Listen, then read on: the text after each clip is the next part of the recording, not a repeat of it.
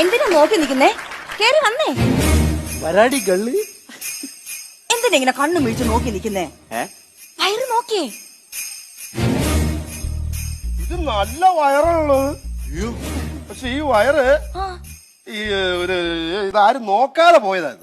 ഇവിടുത്തെ ചേട്ടന് വയറിലൊന്നും നോക്കാറില്ലേ? നിങ്ങൾക്ക് എവിടുന്നാ സമയം? 24 മണിക്കൂർ പോകാൻ പറ. ആണോ ചേട്ടൻ നോക്കിയേ. അല്ല ചേച്ചി വിഷമിക്കുന്ന കാര്യമൊന്നുമില്ല.